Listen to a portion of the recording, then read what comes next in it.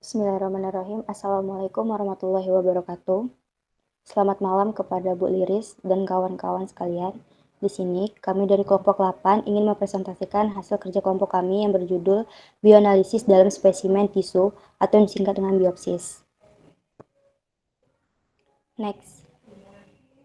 Anggota kelompoknya itu terdiri dari Akila Nur Vanisa, Lutfi Miranda, Anissa Tricahyati, Dewi Tamala, Alfa Alfiraza Gacha Torina, Aditi Nurhamidah, dan Tri Ayunisa. Next.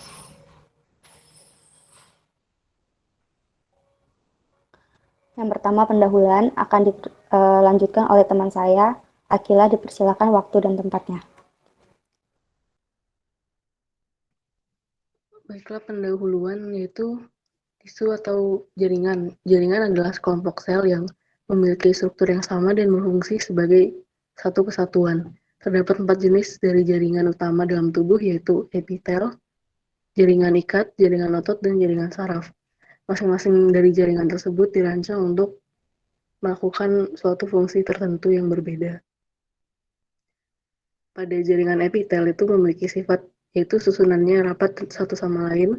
Tidak terdapat pembuluh darah di dalam jaringan ini, bentuknya bervariasi tergantung pada letak maupun perannya. Lalu jaringan ikat itu terdapat jaringan ikat longgar, yang mana di sana terdapat banyak mengandung sel makrofag, sel mast, dan sel yang tidak berdiferensiasi. Lalu pada jaringan ikat padat itu mengandung banyak sekali serabut kolagen. Sementara pada jaringan otot, yaitu pada otot lurik, yaitu bagian otot yang melekat pada rangka tubuh, otot polos yaitu yang terdapat pada organ-organ di dalam tubuh, dan otot jantung yang hanya dapat ditemui di jantung. Lalu biopsi itu adalah prosedur pengangkatan sedikit bagian dari jaringan, sel, ataupun cairan untuk kemudian dianalisis di dalam laboratorium. Biopsi paling sering dilakukan jika dicurigai terdapat sel kanker, namun juga dapat digunakan untuk membantu mendiagnosis simptom lain. Biopsi ini terdiri dari dua, yaitu biopsi tertutup dan biopsi terbuka, di mana pada biopsi tertutup pengambilan jaringan dilakukan menembus kulit tanpa dilakukan lagi insisi atau menyayat kulitnya lagi. Sementara pada biopsi terbuka, pengambilan jaringan itu dilakukan dengan cara insisi atau membuka permukaan kulitnya. Lalu sampel dari jaringan ini penyimpanannya dilakukan pada suhu 4 derajat Celcius dan dapat disimpan selama dalam jangka waktu 6 bulan. Kesulitan penanganan spesimen ini biasanya terdapat pada proses pengambilannya, di mana banyak faktor yang mempengaruhi prosesnya untuk menghasilkan sediaan yang baik. Faktor-faktornya diantaranya yaitu konsentrasi ion hidrogen, temperatur fiksasi, ketebalan pemotongan, konsentrasi larutan, dan lainnya.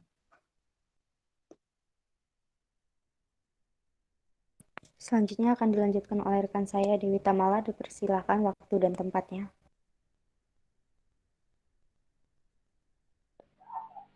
Baik, untuk selanjutnya yaitu tentang analisis umum spesimen jaringan. Jadi spesimen jaringan ini secara umum biasa digunakan untuk mendiagnosis, bisa untuk mendiagnosis penyakit seperti kanker, peradangan maupun infeksi. Nah, untuk tekniknya sendiri itu teknik biopsi. Jadi untuk prosedurnya itu biasanya direkomendasikan oleh dokter untuk melihat ada atau tidaknya pertumbuhan jaringan abnormal yang pada bagian tubuh tertentu. Kemudian untuk jenis biopsi itu ada biopsi jarum, biopsi punch, biopsi eksisional, biopsi endoskopik, biopsi bedah, dan juga biopsi sumsum tulang. Next.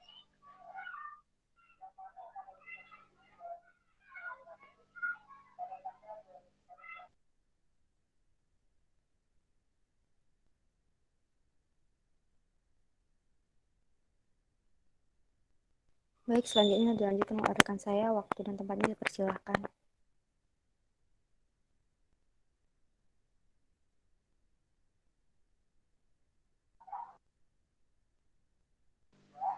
Oke, berikut adalah salah satu contoh biopsi yang digunakan untuk menganalisis kanker payudara. Jadi, biopsi payudara ini merupakan salah satu prosedur pengambilan sampel jaringan dari payudara untuk mendeteksi ada atau tidaknya kelainan. Kemudian prosedur ini juga dilakukan untuk mengevaluasi apakah benjolan yang ada pada payudara itu bersifat ganas atau kanker. Kemudian sampel jaringan tersebut akan dibawa ke laboratorium untuk diperiksa oleh dokter spesialis patologi anatomi. Hasil pemeriksaan dapat mengklasifikasi benjolan itu termasuk ke dalam kategori jinak, prekanker, atau kanker. Jadi tipe kanker dan informasi lain dari biopsi akan digunakan untuk perencanaan terapi selanjutnya. Kemudian untuk jenis-jenis biopsi payudara sendiri itu ada 5.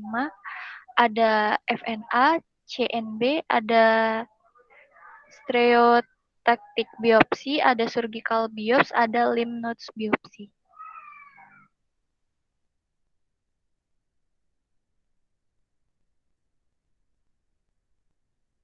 Selanjutnya pada analisis umum pada tisu atau biopsis di dunia klinis. Akan dilanjutkan oleh teman saya, waktu dan tempatnya dipersilakan. Baik, untuk analisis pada klinis yang pertama itu ada analisis histologi. Analisis histologi merupakan salah satu teknik mempelajari struktur jaringan secara detail menggunakan mikroskop pada sediaan jaringan yang dipotong tipis. Histopatologi dapat dilakukan dengan mengambil sampel jaringan atau dengan mengamati jaringan setelah kematian terjadi. Analisis histologi berguna dalam mempelajari fungsi fisiologi sel-sel dalam tubuh dan dalam bentuk histopatologi dapat berguna dalam penegakan diagnosis penyakit yang melibatkan perubahan fungsi fisiologi dan deformasi organ. Next. Selanjutnya ada analisis imunohistokimia. Imunohistokimia diartikan sebagai suatu metode untuk mendeteksi suatu molekul yang ada dalam jaringan dengan menggunakan antibodi poliklonal atau monoklonal terhadap molekul yang akan dideteksi, merupakan reaksi antigen antibodi, dan dapat memberikan gambaran kualitatif dari intensitas warna yang berbentuk maupun gambaran kuantitatif. Teknik imunohistokimia dapat digunakan untuk mempelajari distribusi enzim yang spesifik pada struktur sel intake, lengkap, mendeteksi komponen sel, biomakromolekul seperti protein dan karbohidrat. Next. Selanjutnya ada analisis ekspresi spesifik jaringan manusia, analisis transkriptomik kuantitatif RNA sequence untuk mengklasifikasi ekspresi spesifik jaringan dari gen manusia. Basis data transkriptomik berasal dari jaringan manusia normal yang disandingkan dengan jaringan manusia yang diduga sudah tidak normal. Lalu jaringan diuji dengan faktor-faktor yang dapat menyebabkan kerentanan spesifik jaringan.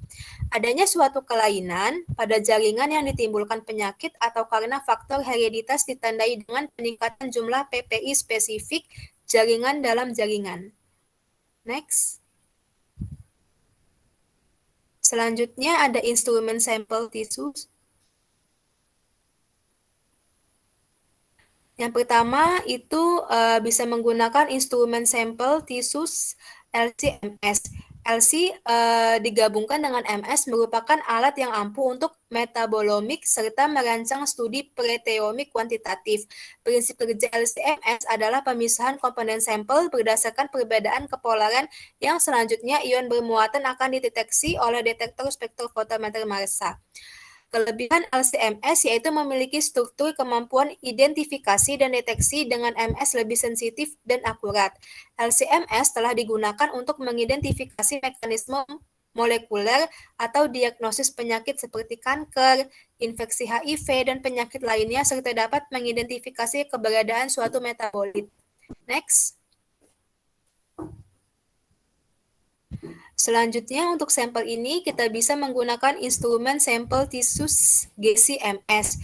GC-MS merupakan alat analisis komprehensif bertujuan untuk identifikasi, kuantifikasi volatil dan senyawa organik semi volatil dalam campuran kompleks. Prinsip kerja GC-MS adalah Sampel cairan diinjeksikan pada injektor, lalu sampel diuapkan, lalu setelah terpisah, masing-masing komponen akan terionisasi melalui ruang pengion bombardir, lalu selanjutnya oleh elektron sehingga terjadi ionisasi. Lalu, komponen yang terionisasi akan ditangkap oleh detektor dan dihasilkan spektrum massa. GCMS sendiri merupakan alat yang dapat digunakan untuk metabolomik jaringan non-target berbasis elektron. GCMS telah digunakan untuk mengidentifikasi penyakit seperti kardiovaskular, kanker, penyakit terkait usia, serta pengembangan database. Next. Lalu untuk sampel jaringan, instrumen terakhir yang bisa digunakan yaitu LC-SCMS. Sampel jaringan yang mengandung banyak protein dengan konsentrasi yang bervariasi dan modifikasi, instrumen yang paling efektif untuk identifikasi sampel tersebut melalui kombinasi kromatografi cair, LC, electrospray, ionization, AC, quadrupole, time of flight.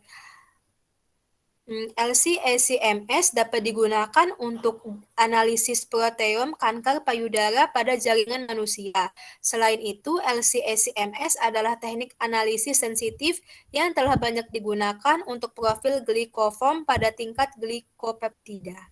Next. Selanjutnya cara kerja.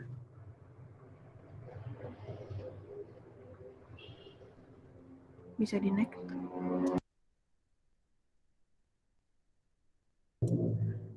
Sampel jaringan dikumpulkan segera setelah operasi, kemudian selanjutnya dibilas secara menyeluruh dengan air deionisasi dingin, lalu sampel disimpan dalam tabung sekali pakai 1,5 mili absorpsi rendah, lalu dibekukan dalam nitrogen cair sampai analisa lebih lanjut. Dibekukan dalam nitrogen. Next. Selanjutnya itu prosedur ekstraksi. Untuk prosedur ekstraksi sendiri, sampel jaringan dihomogenisasi dalam air, kemudian dicampurkan dengan kloroform metanol, dan dilakukan dengan pengocokan selama 2 menit. Lalu dilakukan ultrasound selama 20 menit pada 4 derajat Celcius di bawah nitrogen, lalu ditambahkan 0,3 HCl dengan pengocokan yang kuat untuk 1 menit, lalu diisolasi dengan ultrasentrifugasi. Kemudian fase organik dikeringkan dengan nitrogen untuk selanjutnya diderivatisasi. Selanjutnya untuk proses derivatisasi, itu yang pertama ditambahkan 200 ml oksalyl klorida ke dalam larutan sampai kering. Kemudian diinkubasi pada 65 derajat Celcius selama 10 menit, lalu dikeringkan di bawah nitrogen. Kemudian campuran diinkubasi pada suhu 30 derajat Celcius dengan terus dikocok selama 2 jam. Lalu ditambahkan 100 ml asam trifluoroasetat 0,1%, lalu ditambahkan standar internal. Selanjutnya ditambahkan volume resin dengan sedikit pengadukan selama 10 detik. Untuk percobaan LC-MS lebih lanjut, solusi sampel dapat dikeringkan sepenuhnya menggunakan nitrogen untuk penyimpanan. Selanjutnya, untuk prosedur analisis dengan LC-SCMS, yang pertama diatur kromatografi dengan tegangan kapiler 4000 volt pada 120 volt dan suhu 350 derajat Celcius. Kemudian dilakukan pemisahan dengan air deionisasi pelarut A dan pelarut B menggunakan kolom. Lalu ekstrak diinjeksi ke dalam kolom LC. Kemudian sampel akan bergerak ke dalam ESI untuk disemprotkan elektron. Kemudian diterima oleh detektor untuk dibaca. Kemudian sampel akan bergerak ke spektrofotometer massa untuk selanjutnya dilihat hasil spektrumnya.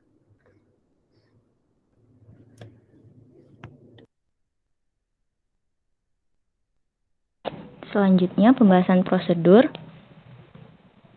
Setelah dilakukan preparasi sampel jaringan, kemudian dilakukan ekstraksi, yang mana prosedur ekstraksi yaitu untuk setiap sampel jaringan sebanyak 20 mg dihomogenisasi dalam air deionisasi. Larutan homogenat sebanyak 20 liter dicampur dengan kloroform metanol dengan pengocokan yang kuat selama 2 menit. Kemudian dilakukan ultrasound selama 20 menit pada 4 derajat Celcius di bawah perlindungan nitrogen untuk mengekstraksi FFA dalam sampel jaringan. Kemudian 100 liter dari 0,3% HCl ditambahkan ke dalam larutan ultrasound untuk mengurangi lebih lanjut gangguan matriks yang larut di dalam air dengan pengocokan yang kuat selama 1 menit. Solusi yang dihasilkan diisolasi dengan ultrasentrifugasi yaitu 20 menit dengan 10.000 kali dalam 4 derajat Celcius. Fase organik yang berada di lapisan bawah kemudian dikumpulkan dan dikeringkan dengan nitrogen untuk derivatisasi DMPP. Next. Nah, selanjutnya dilakukan derivatisasi ke dalam larutan sampel kering ditambahkan sebanyak 200 mg oksalida dan campuran diinkubasi pada 65 derajat Celcius pada blok pemanas selama 10 menit. Kemudian dikeringkan di bawah nitrogen. Campuran diinkubasi pada suhu 30 derajat Celcius dengan dilakukan pengocokan secara terus-menerus selama 2 jam hingga laju derivatisasi lebih dari 98%. Diikuti oleh pencampuran dengan 100 ml asam trifluoroasetat 0,1% atau TFA untuk mengakhiri reaksinya. Ditambahkan standar internal FFA dengan label 6D6 DMPP. Selanjutnya ditambahkan volume resin yang sama yaitu sebanyak 400 liter dengan sedikit pengadukan selama 10 detik untuk secara khusus mengabsorpsi reagen perlabelan berlebih. Nah, kemudian untuk percobaan LC-MS lebih lanjut, larutan sampel dapat dikeringkan sepenuhnya menggunakan nitrogen untuk penyimpanan jangka panjang pada 4 derajat Celcius hingga larut kembali dalam 50% ACN. Next.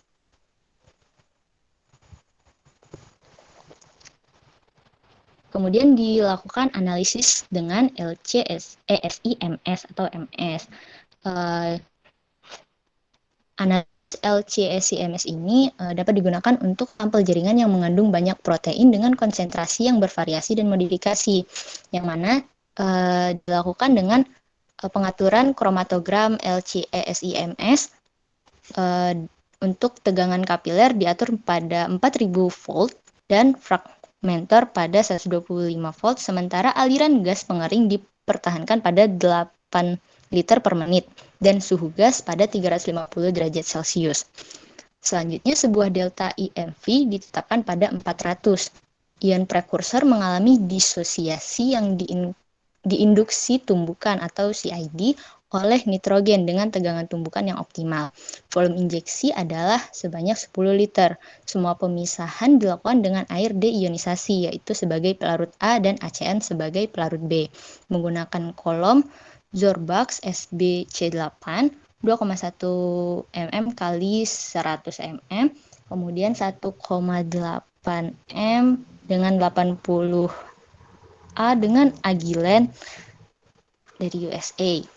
Kondisi elusi yaitu 0,3 ml per menit, terdiri dari peningkatan dari pelarut B, yaitu ACN, dari 75% menjadi 83% selama 10 menit. Kemudian selanjutnya akan terjadi peningkatan yang lebih cepat dari 83% hingga 95% dalam 1 menit. Kemudian diikuti dengan menahan pelarut B dari 95% dari 11 ke 26 menit. Next.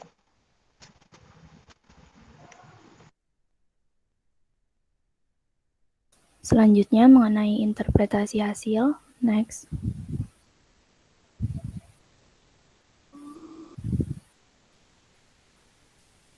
Metode yang akan dibahas merupakan electrospray ionization mass spectrometry atau ECMS. Spektrometri massa adalah teknik analisis yang dapat memberikan informasi kualitatif seperti struktur dan kuantitatif seperti massa atau konsentrasi molekul pada molekul analit setelah diubah menjadi ion. Molekul yang menarik pertama kali dimasukkan ke dalam sumber ionisasi spektrometer massa dan pertama kali terionisasi untuk memperoleh muatan positif atau negatif. Ion-ion kemudian berjalan melalui penganalisis massa dan tiba di bagian yang berada dari detektor sesuai dengan rasio massa per muatan. Setelah ion melakukan kontak dengan detektor, sinyal yang dapat digunakan dihasilkan dan direkam oleh sistem komputer. Komputer menampilkan sinyal secara grafis sebagai spektrum massa yang menunjukkan kelimpahan relatif sinyal menurut rasio massa per muatan. Dalam SIMS, sinyal ion sebanding dengan konsentrasi analit dan sebagian besar tidak tergantung pada laju aliran dan volume injeksi yang digunakan untuk pengenalan sampel. Untuk pengukuran kuantitatif, penting untuk memasukkan standar internal dalam prosedur untuk mengkompensasi kehilangan selama persiapan sampel dan sensitivitas deteksi variabel dari sistem MS. Standar internal harus memiliki struktur yang mirip dengan analit dan praktik yang ideal adalah mensintesis standar internal dengan memasukkan isotop stabil pada molekul yang diinginkan. Dalam kuantitatif SIMS, terjadi penekanan ionisasi karena gangguan matriks. Sampel biologis akan memberikan sinyal ionisasi yang jauh lebih rendah dibandingkan dengan larutan standar murni dengan konsentrasi analit yang serupa. Hal ini adalah hasil dari konsentrasi tinggi bahwa non-volatil dari sampel biologis yang ada dalam spray dengan analit. Untuk mengatasi gangguan matriks, diperlukan kolom LC yang berfungsi untuk memisahkan senyawa non-volatil dari analit. Untuk sistem LC dengan kemampuan perpindahan kolom, analit dalam sampel biologis dapat dimurnikan dan dikonsentrasikan pada kolom terpisah sebelum analisis MS.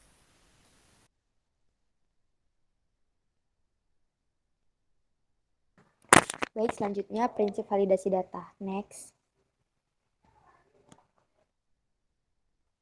Jadi pada prinsip validasi data ini, dia ada beberapa prinsip yang dijadikan petunjuk untuk mengambil bahan pemeriksaan dengan tepat.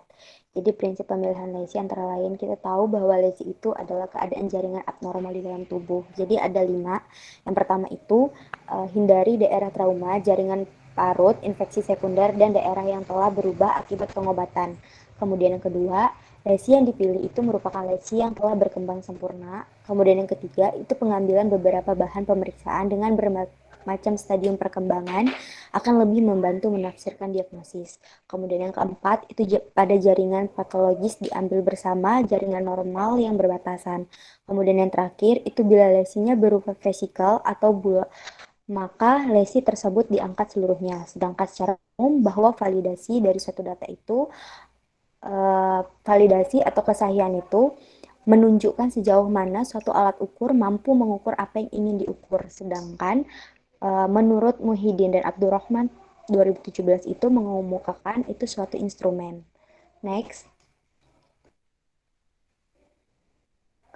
Di sini ada pula positif palsu atau negatif palsunya, yaitu dapat dilihat dalam hal ini digunakan suatu kasus di mana kasus tersebut merupakan suatu penyakit karsinoma tiroid, yaitu kanker tiroid, di mana keganasan tipe ini biasanya diferensiasi baik, sering bermetastasis ke kelenjar getah bening, leher, dan mempunyai prognosis baik dibandingkan karsinoma tipe lain di tiroid. Namun, pada wanita dan pria itu berbanding 3:1. Pada wanita itu sekitar 1,7% keseluruhan karsinoma tiroid, dibandingkan pria itu hanya 0,5%. Metode diagnostik untuk mengevaluasi neoplasia tiroid dapat berupa biopsi, aspiri jarum halus atau bajah. Kemudian ada ultrasonografi, sidik tiroid, CT scan, atau MRI, serta penentuan suatu fungsi melalui pemeriksaan kadar tiroid stimulating hormone atau TSH dan hormon tiroid. Salah satunya yaitu biopsi, aspirasi jarum halus yang merupakan pemeriksaan sitologi yang dapat digunakan untuk mendiagnosis KPT prabedah, yang keuntungannya itu pemeriksaan bajah ialah biayanya yang murah, kemudian tekniknya yang lebih sederhana, cepat, dan tanpa komplikasi yang bermakna. Kemudian beberapa penelitian uji diagnostik itu menyatakan sensitivitas dan spesifitas bajah itu sebesar 83-90% dan 80-92%, serta akurasinya itu sebesar 87,3%, dan kebanyakan kasus ini itu dilakukan tanpa dipandu USG, sering menimbulkan hasil negatif palsu. Dengan bantuan USG, maka jarum halus dapat diarahkan ke bagian yang solid untuk mendapatkan spesimen yang akurat, sehingga diharapkan dapat meningkatkan akurasi pemeriksaan. Namun, apabila dilakukan dengan bantuan USG, itu akan mempunyai keterbatasan pada negatif palsunya sekitar 1,3 sampai 17%. Material inadekuat dan kemampuan patolog mendiagnosis baja. Next. Berikut adalah daftar pustaka yang kami gunakan. Next. Next.